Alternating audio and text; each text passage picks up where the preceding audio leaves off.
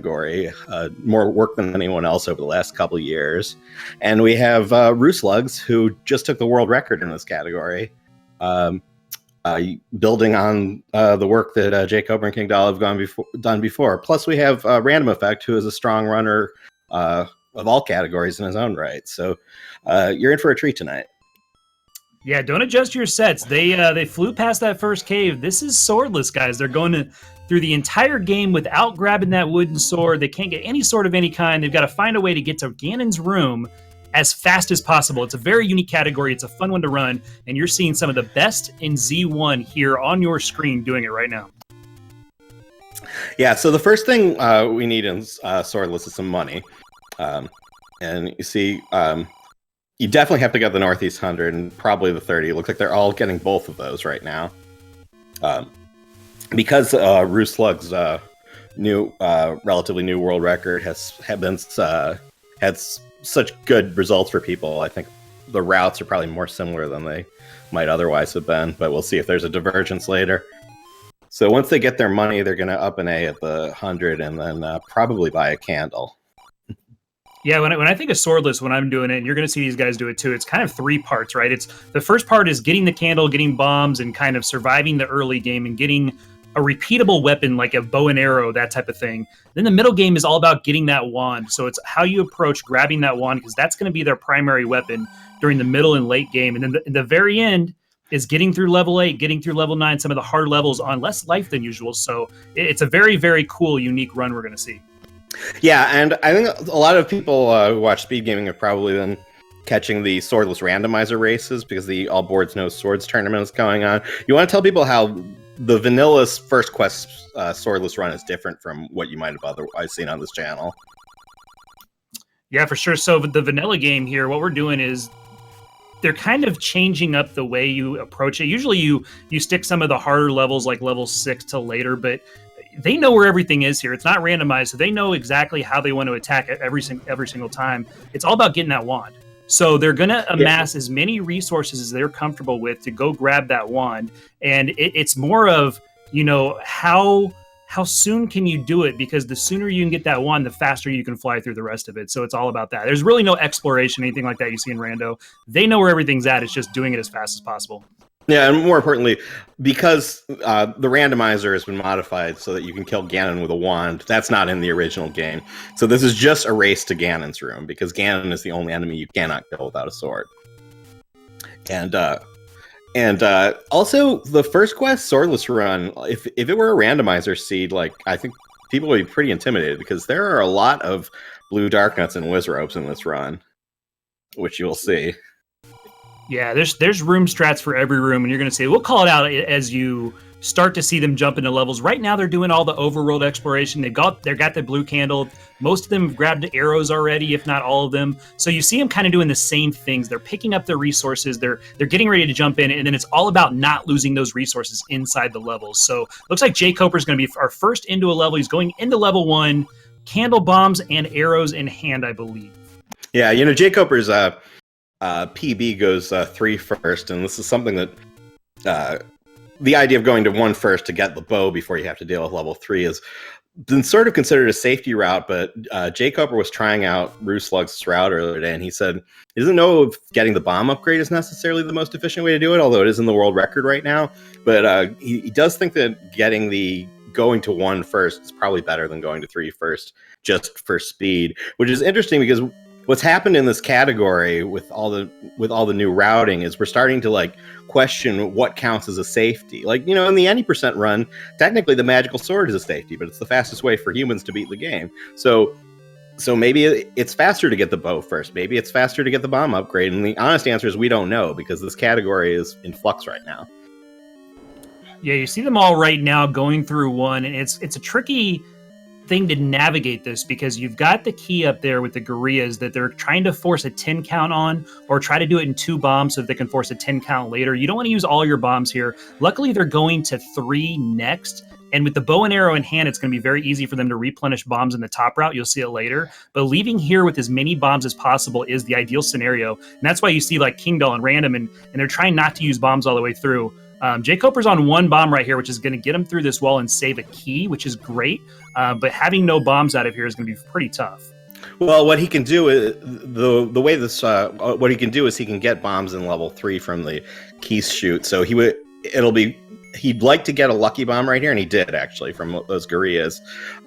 But even if he hadn't gotten that bomb, it wouldn't be the end of the run because there's another place to get a bomb later. But obviously, bombs are the key to this run, and the old man in level 8 tells you 10th enemy has a bomb, and when we play that casually, we have no idea what that means. But what it means is if you kill 10 enemies in a row, you kill the 10th enemy with a bomb, it will drop a bomb, even if it doesn't normally drop that randomly. And that's what makes this run possible to do in any reasonable amount of time, is they're going to be counting and forcing throughout this race. Yeah, and the beautiful thing about that was Jay Coper actually forced, while he was opening that bomb hole up, he forced on a Keese. So when he killed that next gorilla with the arrow, that bomb was stored there, which is why that bomb appeared. It wasn't a lucky bomb. He actually stored that bomb on the Keese kill as he was opening the wall. So beautiful job by Jay Coper in 1. Everybody's out of 1 right now. So this is a pretty hot race, which is great. Yeah, it's very close. They're all heading into level 3. So because they went to level 1 first, they can use the bow in level 3. So they'll probably go top route. We'll see if everyone does that, but that'll let them get a free bomb pack up there with the bow too. Yeah, coming in here with the arrows in hand makes this Zal diagonal room a pretty safe, easy key to get. It only takes 5 arrows, and usually you come out of here with more money than you spend because those Zals like to drop 5ers for you on a couple different counts. So good use of resources so far. They're all taking the same thing. They're all kind of holding hands through this level 3. Let's see if anybody can get some separation.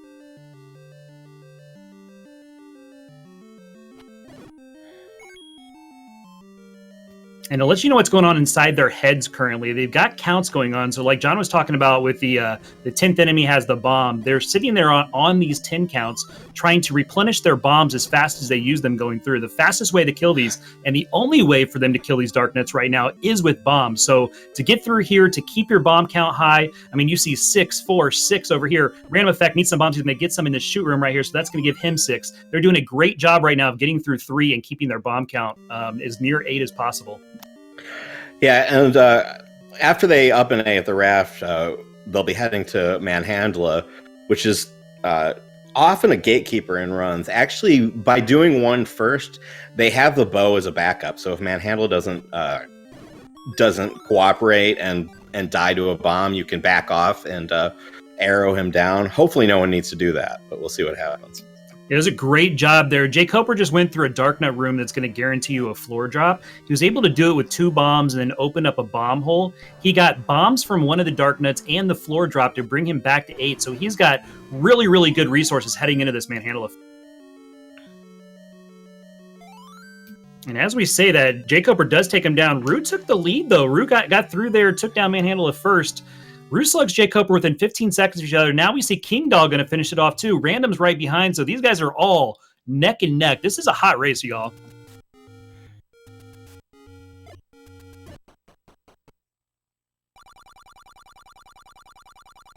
All right, so Rue is going to go ahead and up A before he goes into 4 to go grab his ladder. He's going to bomb there and get a 30 secret.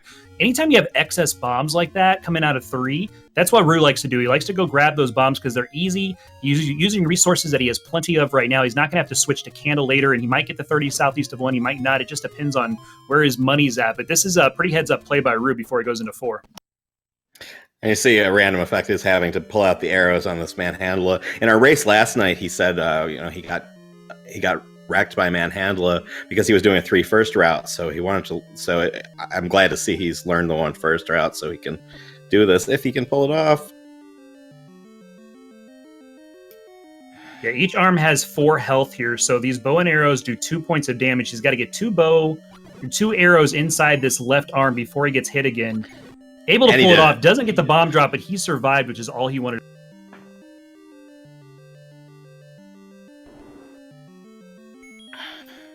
All right, so what we're seeing from the other guys in level 4 is they're doing the same thing. They don't have many items or weapons that can kill these guys. They can use arrows, but it's going to take 3. 1 to split these fires, and then the 2 keys, the baby keys that pop out. So it takes 3 arrows for every one of them. So you want to use bombs. It's the most efficient way to do it. So again, they've got to keep these 10 counts, keep these bomb supply keep their bomb supply high. You see a great force there by Coper. Ruslugs is going to get a fiver here in the breakfast room.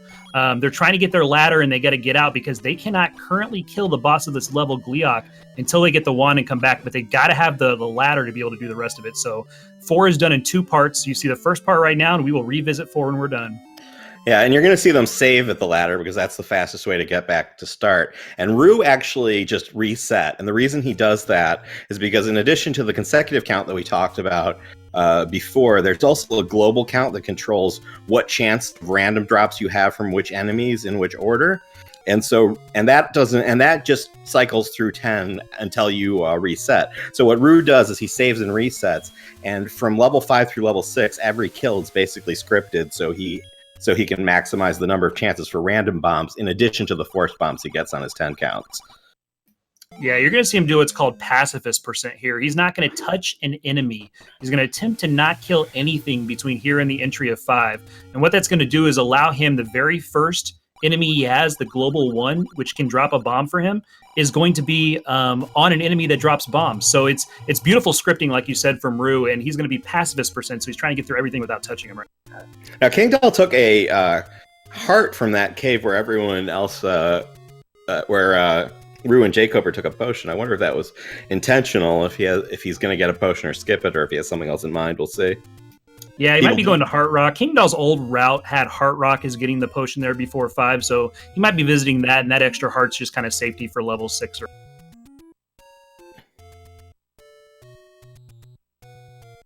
Yeah, that looks like what he's doing.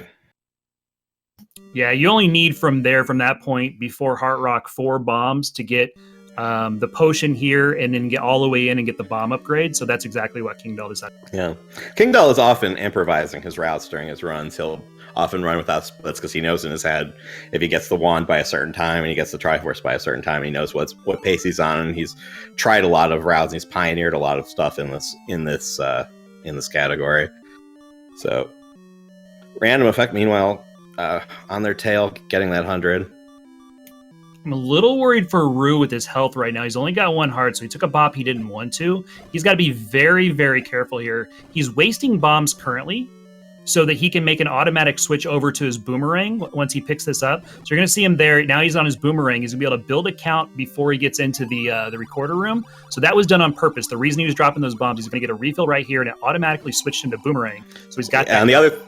And the other thing he did is he hit the old man point blank with a boomerang. The boomerang increments kills on the old man by every frame, which is hard to control from some distances. But if you do it right at point blank, you always get a 7 count from that old man. So by auto-menuing to the boomerang in that room right before he picked up the bomb upgrade, he's able to get a 7 count as quickly as possible. See some fancy footwork here. He's got to be very careful again. These guys do 2 hearts of damage apiece. He's kind of getting a little bit surrounded right now. He did force the bomb. He's got to be a little careful here to clean this up. This is really, really well done by Rue on 1. Very nice. And he'll up an A at the recorder, so he'll be at 3 hearts. But yeah, and a great job over on Coper's side. I mean, as far as doing as efficient damage as possible, he had a 12 and a 16 bomb there over on the right side. So very well done by both these guys on the top. We're going to see King Doll with his chance here, but Ruslugs and Jacob are showing you why they're 2 of the best right there, clearing out that recorder.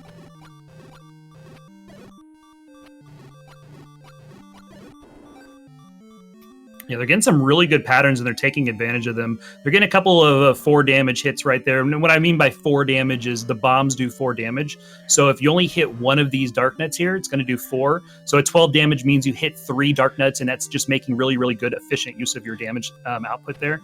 So you want to get as much as possible. So 12 or 16s are preferred.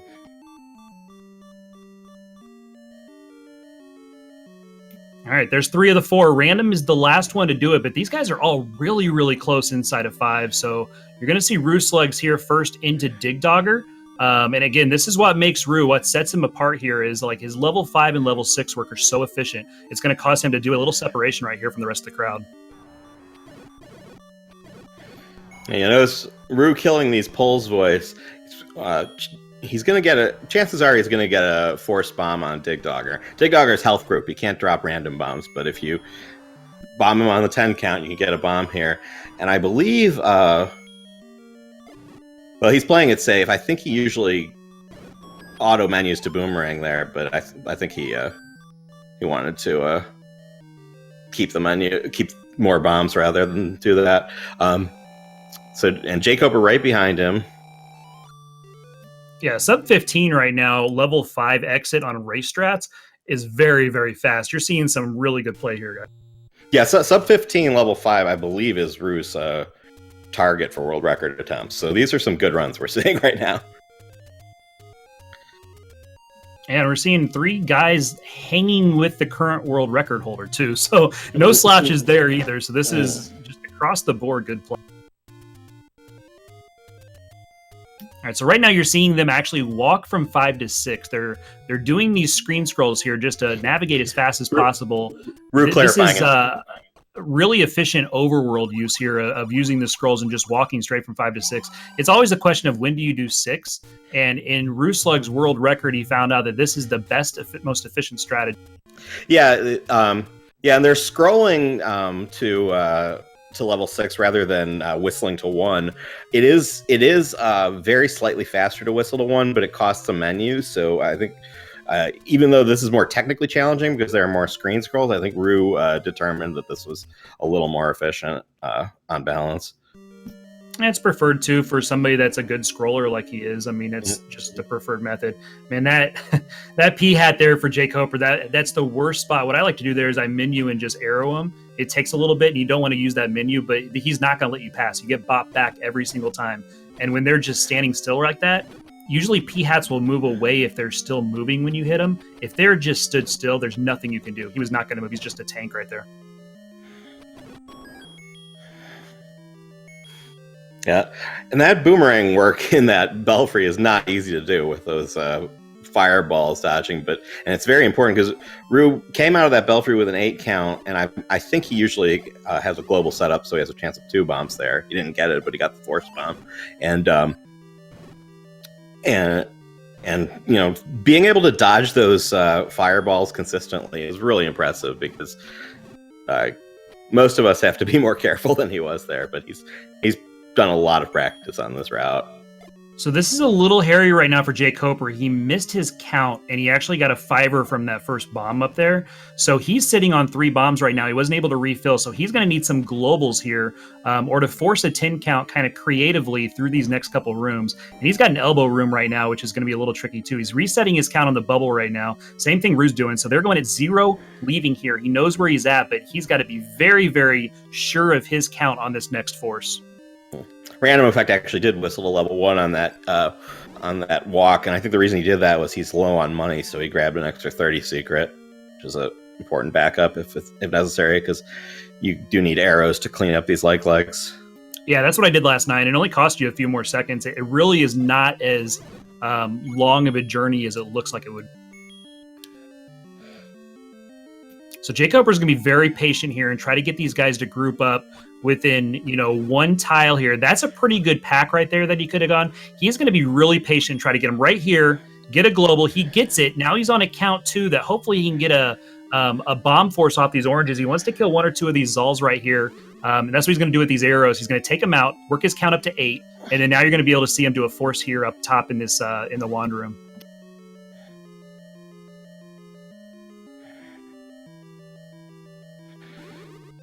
So he needs these 2 oranges to be together. His count right now is 8. So he's trying to use 1 bomb and pick out both these guys at the same time.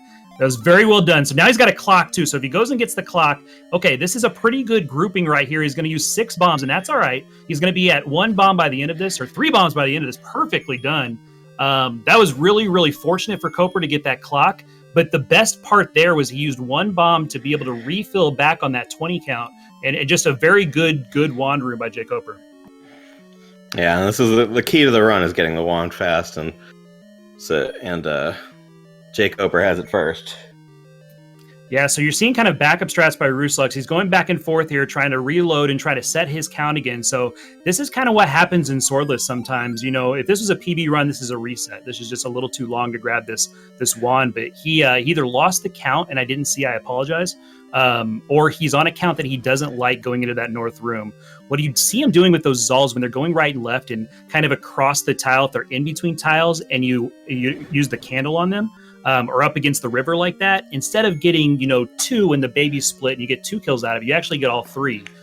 So he's building his count that way. There's a force. Now he's on 8 bombs. He's going to be able to take out these blues. Really well done here. 3 bombs takes out all or both of those 2 blues. Good job by Rooslugs doing a little backup strats here, getting the wand, showing you what happens when meanwhile King go exactly as planned. Meanwhile, Kingdoll second to the wand, Rue close behind him.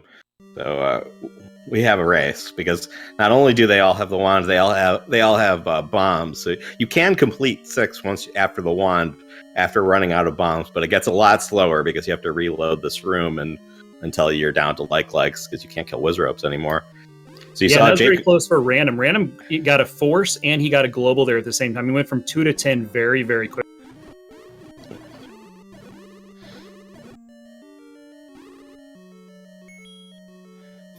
And a clock here and a force. Random's going to be at 10 bombs. He's going to be at 7 bombs leaving here, which is really good, too, because he's got to go through that breakfast room, too, which you see Rooslugs. Jay Coper is trying to take advantage of it or take care of it as well. This run right here, this room right here can kill runs because you have to have enough bombs to kill these Wizrobes. It's still the only way you can kill Wizrobes. That wand doesn't help you take care of them. The only other thing you can do, the backup strat, is to go back and forth and just kill the likes, and that takes forever because you have to kill the virus every other time in the other room as well. So, or clear the virus with bombs. Or clear the virus with bombs, which means you had bombs in the first place. So it's a catch-22 in that room. Yeah. And even if the virus are dead from bombs, it still takes a long time to do the dip back and forth. So 6 just isn't fun. Like, this is right here. You're seeing the crux of why Swordless is difficult. Is because these rooms right here on top of each other, if you just had 1 or 2 in a dungeon, it wouldn't be that bad. You could use 10 bombs, take it out, no problem. But you've got 4 rooms right there that you've got to navigate or use bombs to refill. It's very difficult, one on top of each other. And the people who excel at it are very good counters and they're very good planners, and they lay this level out and it works to their advantage. So Rooslugs here using a potion. He has no arrows. Yeah. Yeah, Rue. Oh, he's going to need to find a rupee to kill Goma, isn't he? Yeah, Rue routes the potion in, and that's in the world record. And what he uses it for is basically so he can tank damage in the room. And he looks like he got a rupee, fortunately. He uses the potion basically so he can tank damage in that dark room with the key you saw before between the wand room and magical breakfast tomb, and then he'll also probably tank some damage from Patras if he can. So that's why the potion is there for safety, because even though it takes a little time to set up, it does end up saving time because those Patras can be pretty dangerous, as we'll see. Yeah, so now we've got through the second part of the game. It's just trying to get to that record. We talked about the first part was getting your resources and not losing them. The second part's getting that wand. Third part is now that you've got the wand, you have to go as fast as possible through the rest of the game. And it starts with going back to 4 where this all started, grabbing the ladder to make it all happen. So Jake Coper's in there now. He's going to go take out Gliok. He's got a date with Gliok. And then he's got to get through the rest of the game as fast as possible. So let's see Jake Coper go through 4. And Kingdom at the same time. Yeah, and Rooslugs whistled to 3 instead of up and ang. That's his backup if he's low on bombs, leaving 6. And fortunately, he was able to farm a bomb from those moblins in the forest.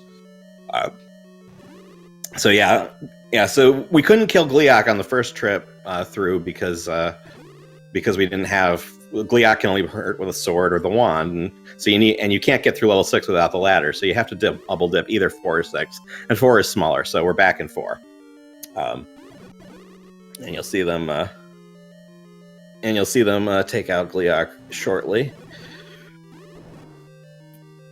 Yeah, when I get stuck, I know there's 4 people here, and I'm watching all 4 and kind of calling the race and looking at Jay Coper's Swordless play is so beautiful. Like, he gets into a room and he somehow every single room just knows the most efficient way to take it out in Swordless, and he's one of the ones that I learned the game from on the Swordless side. He's got to be very careful with Gliok with 1 heart, but it's just amazing to watch Jay Coper work. Yeah, Kingdoll chasing down that fairy to minimize the refill time. Jay Coper being a little aggressive there and skipping the heart. You don't need heart containers in this category because the reason we get heart containers is to get the sword upgrade, which obviously doesn't matter in this category, but it does add safety. So So that heart's way too far, man. You kill Gleok, you look at that heart in the corner, you're like, nope, it's too far. I'm not getting it. Rue took it. Jake Oper didn't. Right. Well, you'll see why we need it in a second. So we don't need it for the sword upgrades like you were talking about, and you don't need it for, beam strats or anything like that. You need it for boomerangs. Yeah, we're going through level 8 with the equivalent of a white sword. So that's kind of where the challenge of the rest of the run comes in. Is there's we're going to see some whiz robes we got to take out in level 9 and whatnot. Level 8, I think, is the hardest part of the run post wand.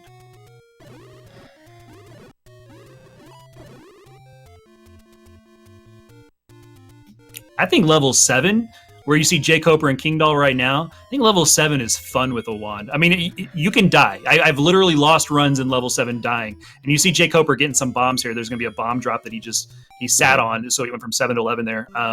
But I love going through 7 with the wand for some reason.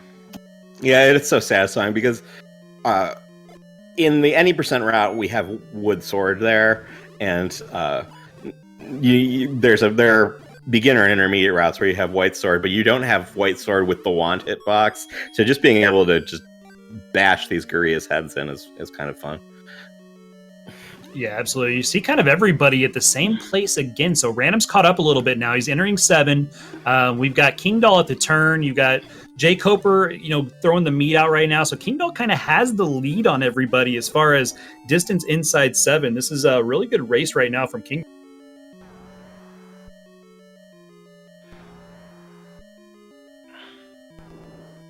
So he missed on that bomb, but luckily he's got an extra pack there. So King Doll has no bomb pressure right now.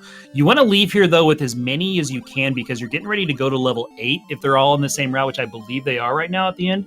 And level 8, because we just have the wand and its white sword power, you want to use bombs in those Darknet rooms to be able to take them out more efficiently. So that's why you kind of want to leave here with as many bombs as possible. You don't want to miss walls and those types of things. King Doll should leave here with right around 4 bombs. Unless he forces another one, which is a little light, but he can buy some bombs as well right before. Yeah, King Doll did scoop up the rupees from that rupee room in 4, so he may be thinking of stopping at the bomb shop. Yeah, I almost always do now anymore. Anytime I'm north of 18, 19, I'm going to pick up some rupees just to stop at that bomb shop.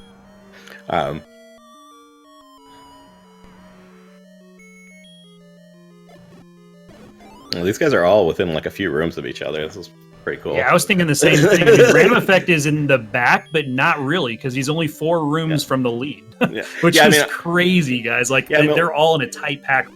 I mean, odds are someone is going to have some disaster happen in level 6, and no one did. So this is a really nice race, nice thing to see. This is great, yeah.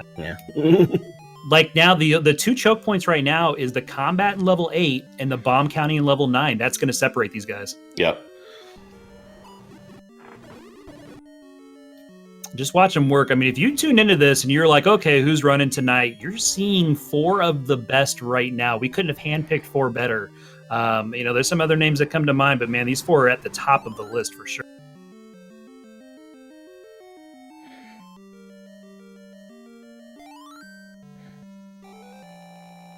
All right, so we're seeing the world wrap from King Doll's side. So with this routing, what we're finding out is that picking up this heart really isn't that important because, again, we're not getting swords, which is why usually you get hearts in the vanilla game. But it's kind of a question of when do we come over here to tackle 8 and 2? And the best way to do it, because it's so out of the way, is at the end of the game. You don't need anything from those 2 levels, and doing 2 last allows you to fill up bombs before 9. So it's beautiful. It makes a whole lot of sense. And also to fill up keys. You'll notice they're at 0 right now, but there are a bunch of keys in level 2 that will open the doors in level 9. Let's see. So yeah, King Doll and Rue both farming, and Jake Hoper as well farming the forest, going in at or close to full bombs as they enter level 8. The sync right now, John, is ridiculous. We are 29 minutes in a swordless run, and they're all in the same room. That's ridiculous. That's ridiculous. Yeah. Random Effect, besides being a little behind the rest of the guys by a few screens, he's also behind on bombs. Let's see if he can get some drops. Or maybe he can buy 2 packs if he wants to. Yeah, looks like he's not doing that. Yeah, you know, he usually goes to 8. He's doing this. This is the first time he's done Rue's route. Like, he's doing it on the fly in a race situation. So he may not realize that he could have put those up there and not really known that he had more money than... I'm going to chalk this up as just a little bit of an experience at the end game of this route for Random, because he should have picked some bombs up there. But that's all right. I mean, his combat's going to take care of it. It's just going to be just slightly slower inside. Yeah. And we should point out that with a sword, Random Effect is the strongest runner of the 4. He just has the least experience in Swordless, so you can see how much experience in this category matters. Yeah, Kingdoll there picking up a good global there too. So he's got 8 bombs right now. You can completely unload on bombs. You just need 1 to get you to Gleeok Senior. He can unload on bombs because he's going to refill them inside too. If you can get through here without clearing out your bombs, that's great because it doesn't put bomb pressure on you. But you're going to see him unload everything but 1 bomb. He does not want to use any more.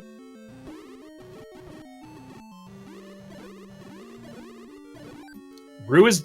I think he thought about clearing that room out for a second. He was looking for a global there. He's sitting on 5, so he's going to be at 4 walking into 2. That's a pretty good situation because even if 2 goes really bad for you, you're going to walk out with 6 bombs. So Rue putting himself in good shape to leave here.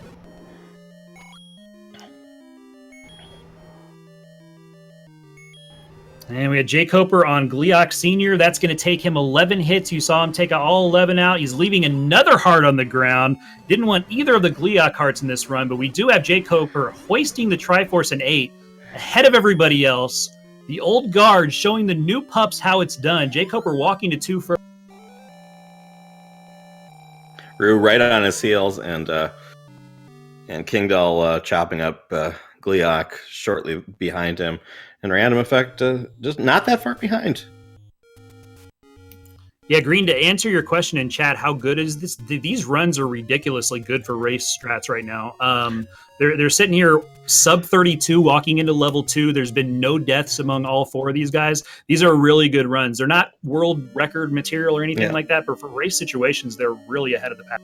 Yeah, the world record is 34 something, and anything sub 40 is a really good Swordless run. So these are some these are some really solid runs we're watching. Yeah, absolutely. You see them leaving money on the floor now. They don't need anything. We're going to pick up 1 more key. You see Jay Coper right now, the first to Moldorm. That's the last key they're going to need to pick up before level 9. So this is... They're flying. Jay Coper is flying. We knew it from the very beginning. JSR was talking about it in chat earlier. Saw Jay Coper just absolutely floating. He was worried about life a little bit, but Jay Coper's showing you why he is a swordless god, as it were. He's even using bomb strats here on these guys instead of using the wand, which is slightly faster. Just everything working and clicking for Jay Coper right now.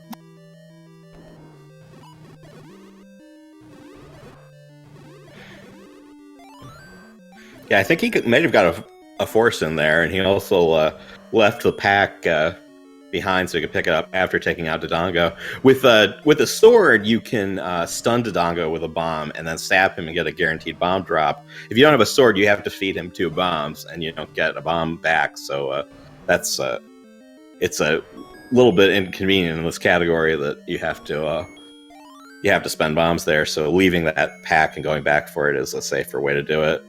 When you're heading into 9, you want as many bombs as you can have.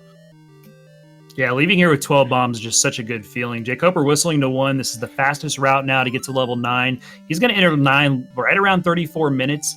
We're looking at a couple 38s here, Taven. I mean, 38 is absolutely on the table for these guys. Yeah. Kingdoll right behind. He lost a little bit of ground inside of 8 and 2, but he is hot on the heels of Rue Slugs right now. Didn't go back and get the bomb pack. I don't know if maybe he just had some bad bomb luck in that last Guerrilla room. Random Effect now in that Guerrilla room. He's sitting at 12 bombs. He's on Kingdoll's heels. So all 4 of these guys are going to be in the first third of like to the next room, like within 30 seconds of each other. This is so fun to watch right now. Yeah, Random Effect actually took the bomb on the way in, so he's only going to have 10. And Kingdoll's rolling with 6, so we'll see if he forces or stops at the store. Either would be bad in ideas. Rue's having some unfortunate luck here with that. He got and just as I say that, Kingdoll gets a bomb off an Octrock. I don't know if he counted to that global or if he just got blindly lucky, but very nice to refill there. Oh, that's the worst for Coper. The worst situation. He's got to get the wand out now. I mean, it's not terrible, like game changing or anything like that, but it's just he's going to lose a little life here, lose a little time. He's got to menu a couple times because the wand's really of no use here, except for building a count until you get to the Patra. Yeah, I think Rue has a strat with the boomerang that is a little more effective in this room, as you'll see. Yeah, I usually use the boomerang there as well. It helps out. And oh man, Coper now has a left side Patra, so hopefully he's got that potion. Yeah, and as I mentioned earlier, the Patras are one of the reasons you have the potion even in the world record route is that they can slow you down so much if you have to wait for them. So being able to face tank them speeds you up a lot. So he's got to be very careful now. You see Coper building his count yet again there. So now he's on an 8 count going into here. Got to be very careful here. Oh, we got some splitting orange Wizrobes on Rooslug's side. He's forcing right there, getting good damage output on these bombs. He's got 1 blue left. He's going to get through this room. Looks like it's going to be pretty safe. He's going to leave here with 4, and now he's got a force in the Zal room, but he's prepped for that. He's out of the next room, which is the first big hurdle of level 9. Yeah.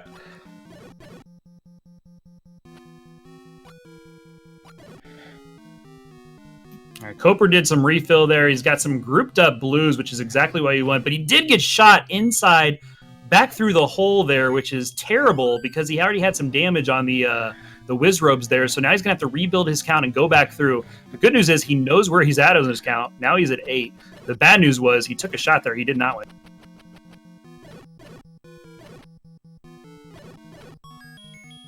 All right, so Rue, luckily, just to the left of the Zal room, after you make that force, there's 8 keys waiting there just begging for you to force off of them. He forced once, now he's going to force here again. He's going to be setting 10 bombs going into this last room. It's called the Trap Room. It's a place where like runs have died because you just run out of bombs because these guys get crazy on you. You want as many bombs as possible going in. Coper's got to do some forcing here too. By the way, I should mention King Doll does not have the boomerang. He's actually, we've had conversations in routing where he thinks it's overrated and he'd rather use arrows and wand and have one less item in his menu. He's very good with it. He used to get it, but he routed it out and it's not in his current PB and he didn't get it in this race. Yeah, it's so interesting. I mean, we talk about Swordless being a puzzle and everybody puts it together differently. He is going to get through this next room. He used a couple more bombs than he wanted to, but he's sitting at 8 bombs leaving there, so that's good stuff. Rooslug's now in the last combat room he's got to worry about. It is the Trap Room. He's going to go down south here, so he grabbed that key at Patra 2 so he can open up this door and come back through. The reason he does that is because it loads 1 more orange Wizrobe for him and just makes this room that much easier.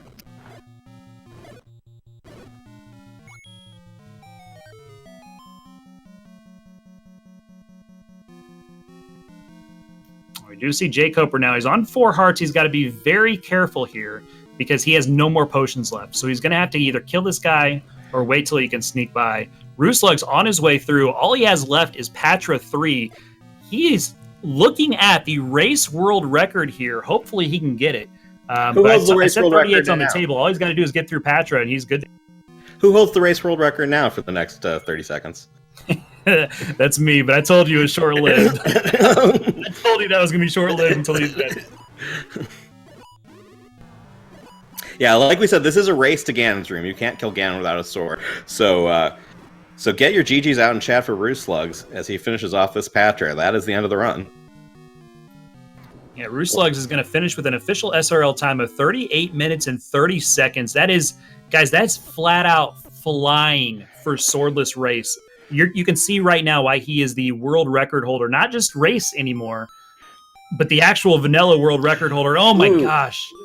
Jay Coper took a painful death in the Trap Room. That means he has to redo the room as well. That's unfortunate. We do have an off-stream second place. I'm going to let you guys know as these come in. Captain Green with a 39.07 for second place. That's going to slot him in second place in the overall leaderboard as well for Swordless. That's a great run for Captain. Wait, what was the time? 39.07. His PB is a 39. I wonder if that was a PB. I don't remember the second on his, but I know he's just under 40 on his PB, so he might have just PB'd in this race. Yeah, that's excellent. We also have RC Drone with a 39.43 as well. So just everybody flat out flying in this race. Sub 40s across the board right here, first, second, and third. Yeah, Drone had a Drone had some deaths that left him with a 52 in the race last night. So he's, Drone set the any percent world record and got third place in 100% no open A. So this is the one category in this tournament that he struggled with. So it's great to see him getting the hang of it. Yeah, you see everybody kind of at Patra 3 at the same time. You see King Doll there. You see Random there. We got to get Jay Coper back there. I mean, Jay Coper was in the lead for this race for the majority of it. And you've got two guys back-to-back. King Doll is going to make it through the door before Random. King Doll is going to finish in fourth place with a 40.02. Random finishing up Patra 3. He's going to go through the door with a 40.12. Jeez, Taven, this is insane.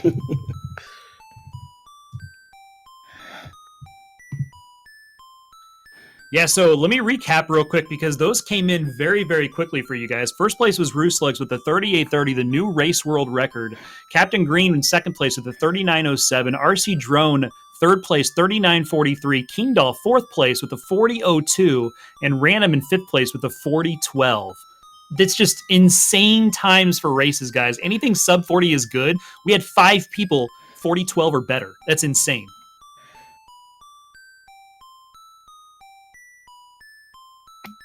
We need to get these guys in here and talk to them because I want to talk to every single one of these dudes.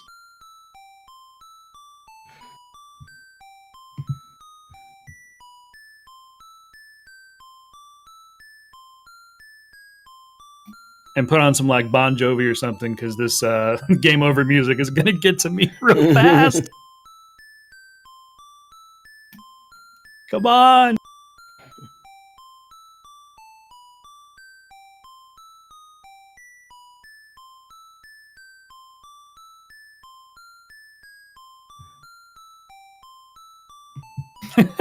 Right, JSR. All right, so let's root Jay Coper on. Let's get him to finish. He does not have a time on the board yet, so you're going to see him want to finish this so that he has a something up there that he can shoot for in the future. These Patra babies, these 8 orbitals that are on the outside, they do 2 hearts apiece, so that's why he's being very cautious right here. Once he gets through 7 bombs is going to be enough for him to finish this, but he's got to get through there and then be safe here. With these likes. You're going to see him being very, very cautious here, just wanting to get through these rooms to give him a chance to get out of here in the trap room.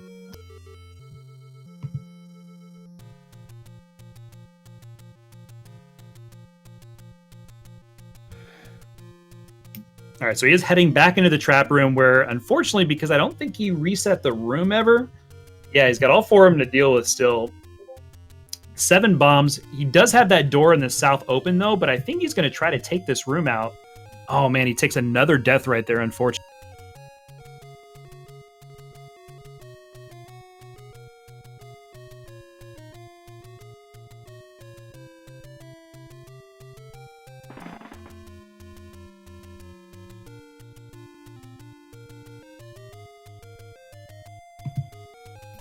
So Coper is going to strap on his boots and go right back to work here. He is I don't know if he killed Patra 1. I didn't see that, but he's heading back through. Got 5 bombs to his name now, so forcing is going to be very important. The one thing about that it makes level 9 unique is that when you go back through, the majority of the enemies are gone. But that next room is always going to remain because there's no bubbles to kind of lock the room as being killed. The way the game works is if there's traps or bubbles inside the room, the game still sees those as enemies, so they're going to only reload the enemies that are left in the room unless you clear the room out. So like this room, Patra's gone, no problem. The next room that we get ready to see, there's usually 5 Wizrobes firing at you. Well, unfortunately for Coper, because he cleared them all out to get through the stairway, they're going to reload every time, so you've got to get through this room on every single death.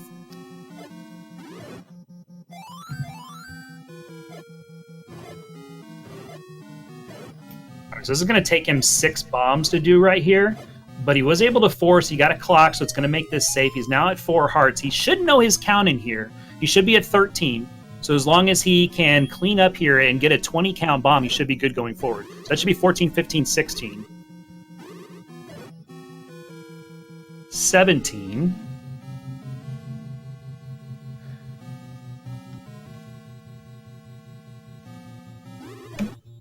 We are joined by the man himself, Mr. Rooslugs. GG's. GG, Ru. My goodness, that's a crazy race we had there. Oh, you should have seen it. For you guys, seriously, in level 8, you were all in the foyer of level 8 at the same time. Well, 3 of the 4 of you were in the foyer, and Random Effect was on the coast getting the heart. It was ridiculously. I was definitely watching. I knew these guys were amazing. I wish I could have pulled in the Captain Green and RC Drone streams too, because wow, some flyers.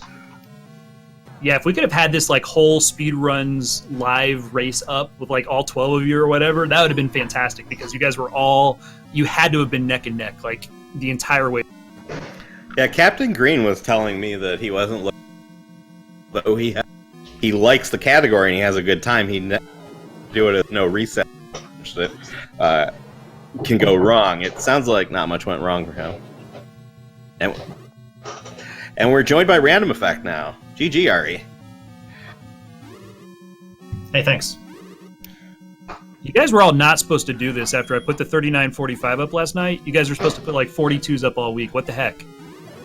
I jumped on the Ruslug's bandwagon on his route. This is the first time I ran that route tonight, and it worked out pretty well. Few flubs here and there, but pretty well. Yeah, it's just natural. It's like, Rue, talk about their. Okay, so you're the one that did this. Like, I don't know who was all involved in the brain trust, if it was just Rue or if there was more, but how did this come about? Like, what did you start looking at Swordless and going, you know what? What if we did this? How did this come about? Well, I know when I saw Swordless Rue. is actually the first thing I've ever seen as far as Zelda. I saw Jay Coper doing it about a year and a half ago, and I was just blown away. It's so amazing. Yeah, I remember when like. And then after all the time, Go ahead. oh, go for it, John.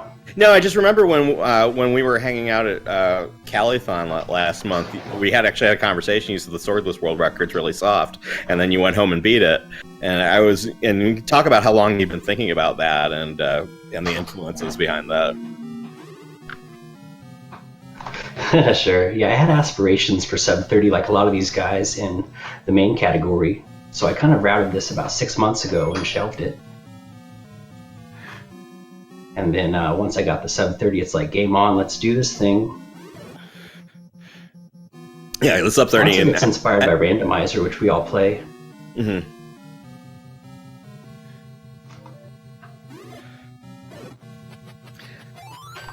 So Jay Coper grabbing a bomb outside the trap room for round 2 in here. He actually got 2. He got the Force, the 10 Force, and then he got a Global. He's been sitting there trying to get a bomb for the last like 5 or 6 minutes. He got 2 there off those oranges. They're just kind of like the way the game works sometimes. Yeah, so did he die in level 9? Yeah, he died in the trap room. Unfortunately, he was on pace. He was on pace with everyone else. He was ahead. He had the lead going into 8. Did he not have a potion? You like didn't pick one up, or didn't pick up? Didn't have any more backups. I think he picked it up, but he'd used it. Yeah, he used them in 2. He used 1 in 8 and 1 in 9, and then died later in 9 in the trap. Man, that potion was the difference between me and King Doll. I was gonna ask you, dude. I mean, there was a lot of in the difference between me and King Doll, but that was one that probably didn't need to happen. But with 4, if I would have had 4.5 hearts, I wouldn't have used it. But I had 4 hearts, and I was like, I'm on PB pace here. I'm not doing this. For those that don't know, that was a legit PB by a minute. GG. Yeah, you run other routes, Random. I mean, talk about the difference between this one and what you just ran last night. Like, where is it different, and where do you like it, and whatnot? So there's the route that I was doing before was doing 3 first, doing 3 ladder 1, and then 6. And the way you do that is that you still get the candle early, and on the way to level 1, you get your potion. So you actually go into level 6 with 5 hearts. And the only reason I liked that is, for one, it did 6 a lot earlier, so because it was a pretty decent reset point. It did 6 early, so I could reset earlier. But also, you have the wand in level 5 as a backup, and I would have liked that in level 5 this time, because I got down, if you noticed, after the recorder, I was down to like 5 rupees or 7 rupees or something like that, still having to clear out the Gibdo room, and I was like, oh my god, what do I do? Like, I don't have enough arrows to kill all this, and I need to keep arrows to build my count up. So you saw I stuck an arrow in each one and then bombed twice. Actually, I did. And then I realized right after that I didn't need to do that. I should have put 2 arrows in each of them and bombed once. There was a lot going through my head at that moment, and it was all in sort of panic mode. But it worked out. I got the bomb force at the end. And we're joined by Jay Coper now. GG. Hey, thanks. It was good or good enough for most of it. I heard after the fact that kind of sucks, Jacob. Well, I mean, okay, yeah, I guess. You didn't have to hear after the fact because it was obvious what was going on. Well, I don't watch the restream, so. Yeah, we were talking, Jay Coper, and you had the lead going into 8. Like, you guys were all bunched up very tightly, but you were absolutely flying. Your mid game was really, really solid. Yeah, there's no way I didn't have the lead then because my 8 was ridiculous. Correct. Okay. Yeah. Like, I'm just trying to give you a pace setter of where you were. Yeah, going into 8, and then maybe Rue actually, I think, beat you out of 8. I believe so. Really? Yeah, Rue's 8 was very, very... Rue's end game is very good on Swordless. Yeah, that's just really hard for me to believe because I, cleared those Dark Knight rooms with mostly bombs. It was really fast, so... yeah, it's crazy. Yeah, it's a joy to watch runners of the skill level tackle this run, because it is a lot harder than it might have looked. And so thank you all so much for that. My 8 was pretty atrocious. I just want to point that out. At least you did. I was going to, but go ahead. I had no bombs really. I didn't have almost anything for combat, and so I just decided to wand them all down. It seemed like the better option than trying to group them to get an efficient bomb. So I went in with I think only 4 bombs, and I had to use 2 of them in there. So I was like, whatever. So wand all the way. Any of you guys with resources approach a race situation with multiple people in a qualifier like this? Do you approach it differently than a PB attempt? I mean, you're picking up extra 30s. Are you guys doing that? Or are you just, nope, this is the route that I'm sticking? Well, I'm using Ruslug's route, and if I'm taking this really seriously, I'm not going to use a route like this. I'm not going to get an upgrade. So, or probably not a potion. No, there's no way I'm getting a potion. They're just nice to have, but yeah. So, but if I'm doing attempts, I'm going to do them with a route like this because it's good to get used to this route if I'm going to race with it, and it's good for racing. I agree to that. It feels like the entire route from Rue's. We're speaking for Rue. He's in the room right now with us. We're speaking for Rue. It's like the route is just, it's quadranted off so well. I mean, you've paired 4 and 7 together. You paired 2 and 8 together. You paired the coast heart with the 100 that you need for the bomb upgrade in 5. It's laid out beautifully in a manner that makes sense, that keeps the bombs flowing all the way through. Rue, I mean, we talked about it a few times, but just the evolution of the route. I mean, where do you think you can go with it? Do you think there's still 30 seconds, 45 seconds? I mean, quantify it if you can. Oh, we got a question. Yeah, sure. I see the question. When did my route come about? I thought about it about 6 months ago. And then talked with King Gull at length about the concept of it and what his thoughts were. But as far as evolution goes, I don't know. I'm kind of torn about the upgrade. It costs about 40 seconds to get. But you could one-shot 6 and you could one-shot 9 every time with it. And you could even one-shot 8 with it with bombs. So I don't know. Yeah, it's just that risk reward. I'll definitely ditch the potion. That should be the first drop for sure. Yeah, it was like I was saying at the beginning of the stream. Jay Coper's PB route goes into level 6 with 8 bombs, and that was the world record route for a long time. And I think Rue's route raises questions about what safeties are really safeties. Like, what safeties are like getting the blue ring? Like, they're it's absolutely faster to drop them if you can, and what safeties are like the magical sword, where it's slower for the task but it's faster for a human. And I think that's an open question in this category now. I think Jay Coper was saying on his stream earlier that maybe one first is in fact the way to go, but maybe not the bomb upgrade. And Rue says, maybe the bomb upgrade, maybe not. I know there's another minute on the table on this route, just the way it's ran. Mm-hmm. Oh yeah, no, I'm pretty convinced of one first in some fashion, because,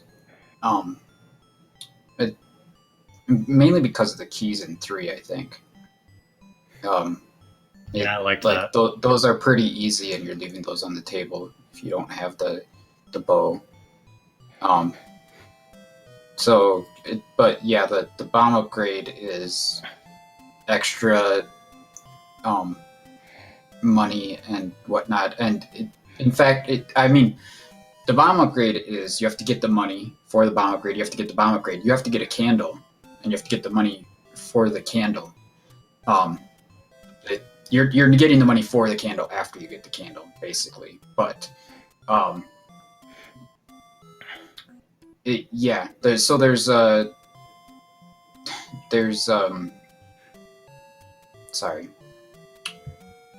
there's a lot of debate there about what is best, I guess. Can I ask you a question, Jay Coper? Yeah. So if you didn't get the bomb upgrade, and you drop the potion, that means you don't need the South Coast or the 100 secret that's right above it, right? Uh-huh. So coming out of this route, would you just walk from 4 to 5? No. From the ladder to 5? No, I would get the power bracelet at some point and use that both to go to 6 and to go to 5, I think. Okay, but you don't really. So Yeah, if you do this route, that's definitely the way to go there. You have 1 and then 3 and then ladder. So when are you getting the power? Then to 5. So like when It'd almost be like a second. No, quest where you're not after going to 1, you 5. just roll over. The only Where reason would you go? You go to 6? 6. Yeah. Okay. The only reason to go to 5 is for the bomb upgrade. Or unless you're going to do something with the recorder or something. But Okay. Yeah. So you go to 6 immediately. Get it all the So way. Get the wand as 1 soon as possible. Yeah, 1, 3 ladder. Whoa, seemed weird. 1, 3 ladder, 6, 5. Right, and then up and 8, 4, 7, 8, 2. Yeah, one thing I really did like about this route is doing 2 before 9. That actually was really nice. Yeah. It pretty much almost guarantees a fill up. At least you're gonna have enough to get started on level 9, and you can kind of work from there. That part is the same as the old world record route. It just wasn't part of my route that I did before this. So. Yeah, the 4 through 9 section of this route is exactly the same. It's just moving 5 and moving 1. That's a little different. And moving 1 first was probably mostly King Doll's thing. And I think that he's maybe done a route with a bomb upgrade at times too. I don't know exactly. Yeah, King Doll did a 3 first route that got the bomb upgrade, and that was his first sub 40 route. And his current PB is a 1 first blue candle route. That's a similar route route, but without the upgrade. It's more like what Jay Coper's talking about, going straight from 1 to 6. So yeah, lots of ways to approach this run, and it's not clear right now what's gonna push this world record even further. So it's a pretty exciting time for Swordless.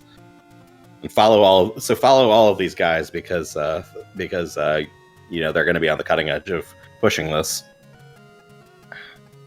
I'll be upfront that I probably won't run Swordless after this after this tournament. I'm glad to get a decent time in here, but Swordless it's not my bag, baby. So I'll go push something else. You can follow Rue and Jay Coper and Rue. They'll do it. And do not follow a Random Effect under any circumstances. He plays terrible music. Quote number 19. Hey, Hey, I want to bring some attention back to the race real quick. We did have a couple more finishers. Tetra finished in 7th place with a 52.11, and Four Eye Steven forgot to hit .done, so we have no idea what his real time was, but his SRL time is a 55.52. So we told you these guys were on great paces with the sub 40s, and they were flirting with 38s and 39s and pulled it off. I mean, we still have people finishing in the 50 minutes and 1 hour, and those are good runs. Like, to finish this game in sub-hour on Swordless, dude, these are good runs that are happening right now. But that tells you how fast in the elite level that what you saw on display was, like, flirting with the sub-40s and achieving it tonight. So GG's to all of you guys. Hey, thanks. Yeah, thanks so much, everyone. And I think that's going to do it for us tonight, unless anyone has any final. So, thanks so much to our runners. Thanks to SpeedGaming. Thanks to my co-commentator, Redbird Grad. Always a pleasure. So the qualifiers for Swordless will be continuing this week. I'm not sure which, if any, races will have restreams, but I assume there will be some. After that comes the brackets, where you will see people racing 90% and 100% no opening and Swordless. So keep an eye out for this multi-category tournament. Has been a lot of fun, and we'll continue. So thank you so much. Good night. Have a good night, guys. Thank you.